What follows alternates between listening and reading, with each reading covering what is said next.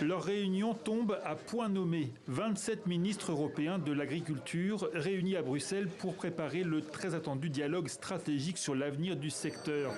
Alors même que partout en Europe, la colère gronde.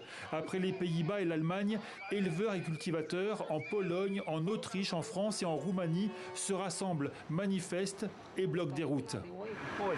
Les taxes ont toutes augmenté, les prix du diesel sont élevés. Les substances utilisées dans l'agriculture sont très chères. Nous n'avons pas pu les payer. Nous avons aussi des crédits.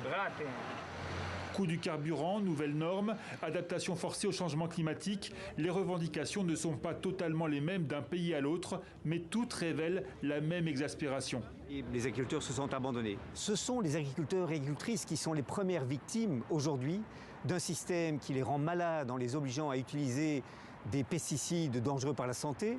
Ce sont ces agriculteurs et agricultrices qui sont les premières victimes d'une volatilité des prix, aussi bien pour les entrants que pour les matières premières agricoles qu'ils produisent. Ce sont ces agriculteurs et agricultrices qui sont aussi victimes d'un système de subvention qui les oblige à s'élargir, à devenir beaucoup plus grands ou bien à disparaître.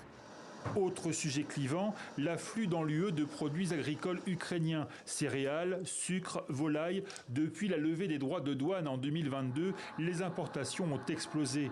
Produites hors Union européenne, elles n'en respectent pas toutes les normes, contrairement aux agriculteurs locaux qui crient à la concurrence déloyale.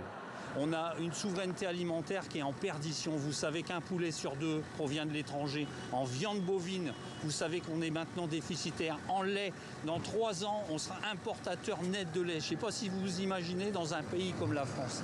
C'est dramatique. En France, jour après jour, le mouvement gagne du terrain. Reçu lundi soir par le Premier ministre Gabriel Attal, les agriculteurs l'assurent, sans mesures concrètes, les blocages seront maintenus.